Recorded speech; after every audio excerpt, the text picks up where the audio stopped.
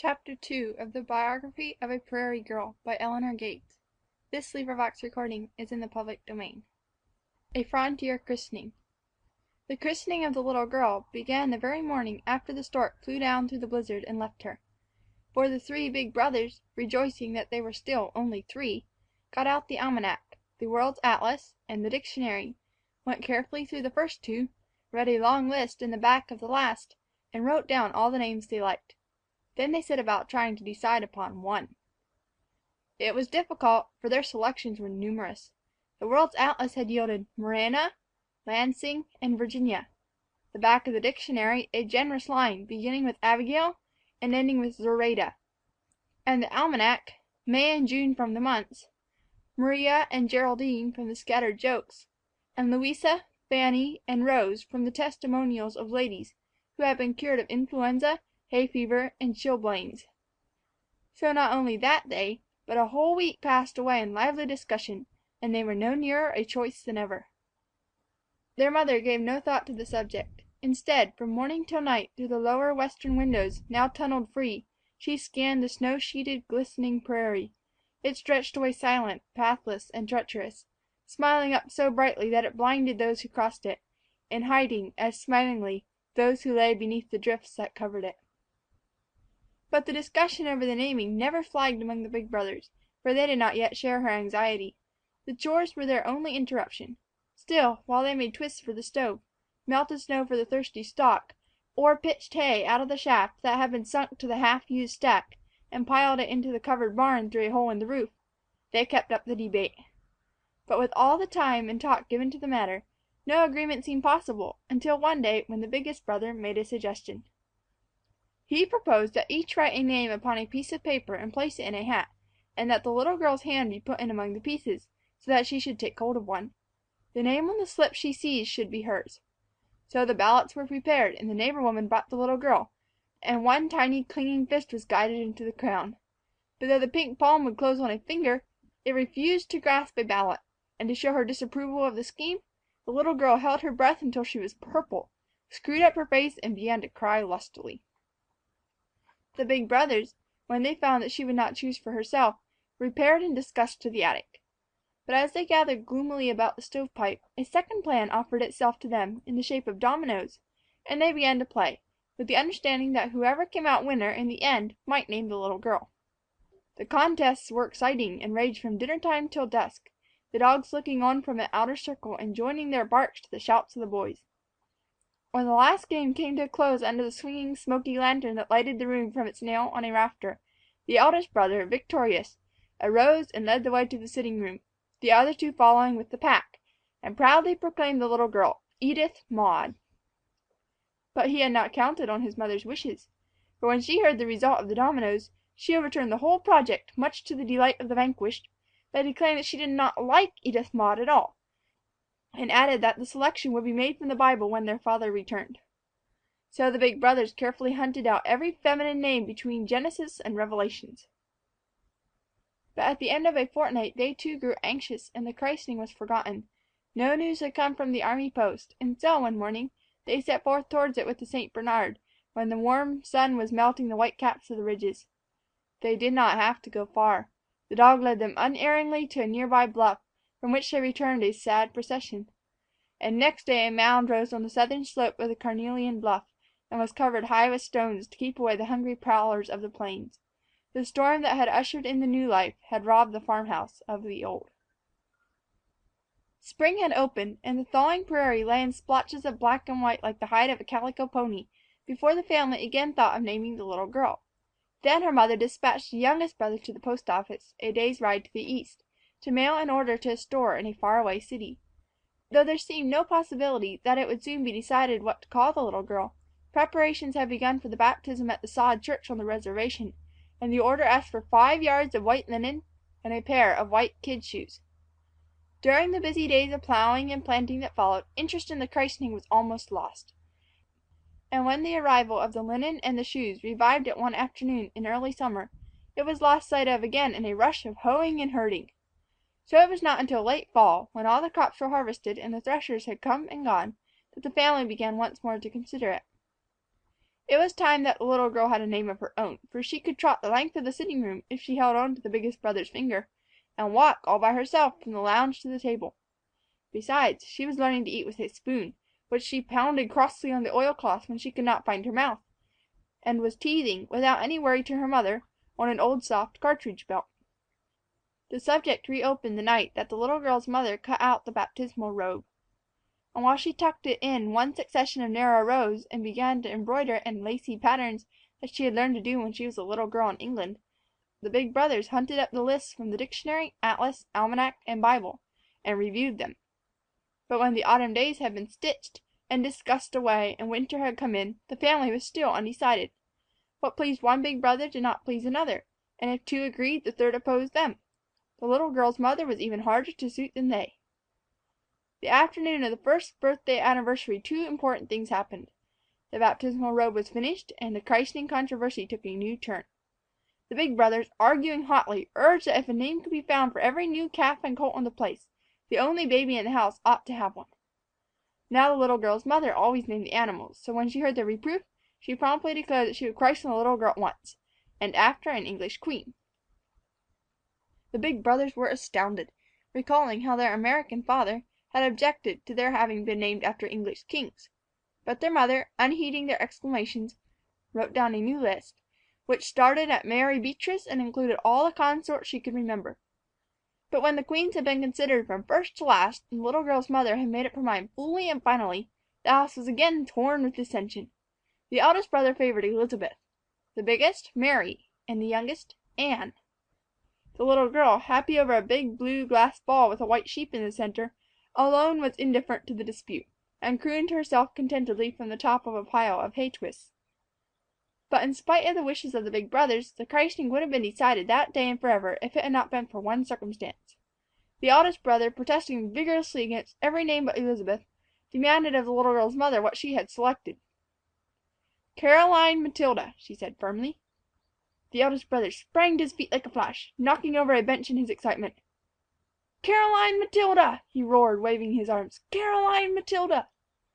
And the little girl, frightened at his shouting, dropped the blue glass ball and scurried under the bed. It was plain, therefore, that she did not like the name her mother had chosen. So the christening continued to disturb the farmhouse. By spring, the eldest and the youngest brothers were calling the little girl Anne, while the mother and the biggest brothers were saluting her as Victoria. Matters were still in this unsettled condition when the army chaplain rode in from one of the reservations one night late in the summer. He was on his way to a big Sioux teepee camp, and carried in the saddlebags flung across his pommel a well-worn Bible and a brace of pistols.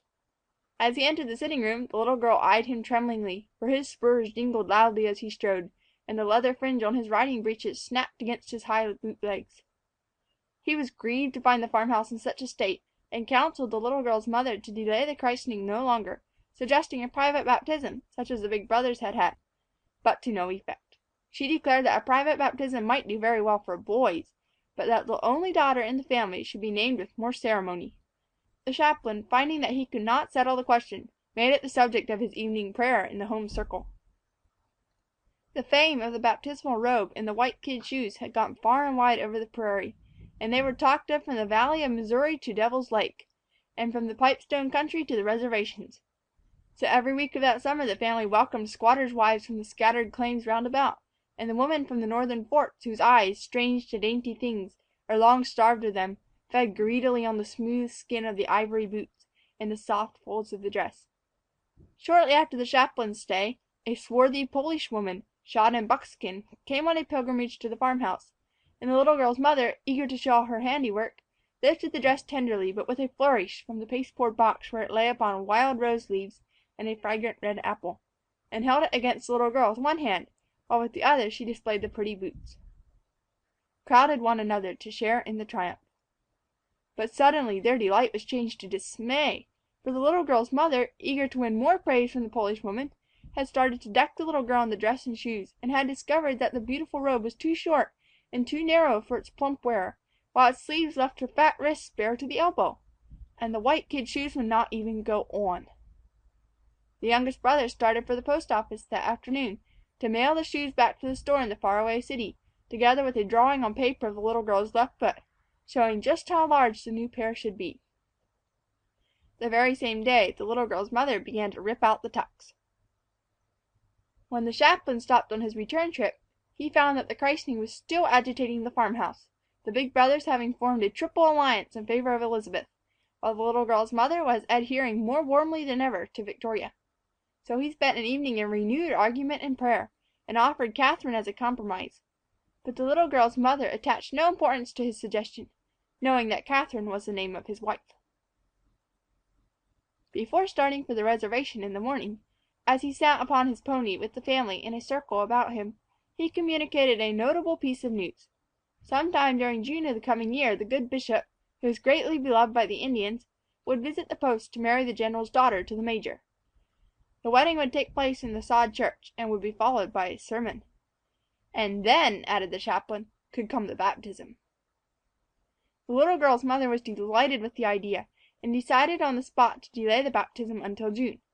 The administering of the rite by the good bishop would give it a certain pomp, while his presence would ensure the attendance of every woman on the plains, and the robe and the shoes would receive due parade and admiration. The chaplain, satisfied at having accomplished even so little for peace, cantered off, the family looking after him.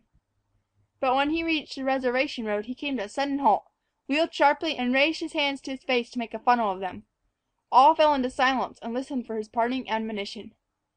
"Make it Catherine!" he shouted, and cantered on. When the little girl's mother thought of the months that must pass before the baptism, she felt sorry that she had been so hasty about sending for the second pair of kid shoes, for by June of the coming year the little girl's feet would be too big for them. So the youngest brother was again sent to the post office, this time with a letter that asked for the store in the faraway city to send 2 sizes larger than the drawing. While summer was fading into autumn, and autumn was merging into winter again, the name of the little girl was not forgotten. The subject came up every time her mother brought out the new pair of sleeves which she was embroidering. But it was talked over amiably, the big brothers having relinquished all right to share in the selection because their mother had at last taken an irrevocable stand in favor of her own choice, and had entrenched her position by a promise that they could have that year's muskrat money. So when Christmas morning dawned and the little girl temporarily received her long dignified name, together with a beaver pelt for a cap, the big brothers, whittling shingles into shape for the stretching of their winter's catch, silently accepted the decision. The long dignified name suited the little girl. She had grown so tall that she could look over the back of the St. Bernard, and so agile that she had walked out 6 pairs of moccasins in as many months. And when the new shoes arrived and the sleeves were finished, she grew so proud that she wanted to wear her gobelin blue apron every day. As spring opened and the last tuck was taken out of the robe, the big brothers put their guns and traps away in the attic, and once more turned to plowing and planting of fields. But in spite of the farm work, they found time to make preparations for the approaching baptism. They painted the light wagon, giving the box a glassy black surface and the wheels a coat of green, while the little girl's mother began 3 suits for them, and a brand new dress for herself, out of one she had brought with her when the family had come to the plains. The evenings were no less busy. The mother sewed steadily, the big brothers fixed up the light harness, and the little girl, scorning sleep, alternately hindered and helped them, and held on to the ends of tugs and reins with her pudgy hands, while her big brothers greased and rubbed and polished. When the trip to the reservation was less than a week off, the preparations for it were redoubled, and the farm was for a time neglected. The little girl's mother put the last stitches on the new clothes, the big brothers, each having firmly refused to let either of the others try a hand at clipping him, made a journey to the post office to get their hair cut by the hardware man, and the little girl wore a despised sunbonnet, had her yellow locks put up in rags, and went to bed every night with clabbered milk on her face. At last the great day arrived. Early in the morning, before the rising sun flamed against the eastern windows, an ambitious young rooster, perched on the cultivator outside, gave such a loud, croupy yell to the farmyard that he wakened the little girl. She in turn awakened her mother. So it was in good time that the family, after eating a quick breakfast and hitching the gray colts to the newly painted wagon, climbed in and started off. The little girl, sitting on the front seat between her mother and the eldest brother, her christening robe and her kid shoes wrapped up carefully and clasped in her arms, swelled with importance as the colts, resplendent in their new harness, trotted briskly down the rows of ash saplings in front of the house and turned the corner into the main road. Speechless and happy, she sat with her lips pressed tightly together beneath the big sunbonnet that hid the rag-wound corkscrews on her sore little head. And when the team crossed the Vermilion and passed the sod shanty on the bluffs, she did not even turn her head from the long, straight road that stretched westward to glance at the Swede boy who had come out to see her go by. but before the ride was half over she grew very tired. So after she had sleepily dropped the shoes and the robe into the hay and the wagon box several times, she munched a cookie, drank some buttermilk, and was lifted to the hind seat, where the biggest brother held her in his arms. When she next opened her eyes, the team was standing in front of Officers' Row, and the colonel and his wife were beside the wagon, helping her mother down. As soon as dinner was over, the little girl was carried off to be dressed, though she wanted to stay in the parlor and play with the colonel's son, and when she was ready for the baptism, the big brothers came in to see her as she stood proudly upon the snowy counterpane of the wide feather bed, the embroidered robe sticking out saucily over the stiff petticoats, and upheld by two sturdy, white-stockinged legs. On her shining curls perched a big white satin bow, while encasing each foot, and completing the whole, was a dainty, soft kid shoe. "My, you're a blossom!" gasped the biggest brother, walking around and around her, "and not any of your skimpy flowers, neither. Just a whacking big white rose with a yellow center."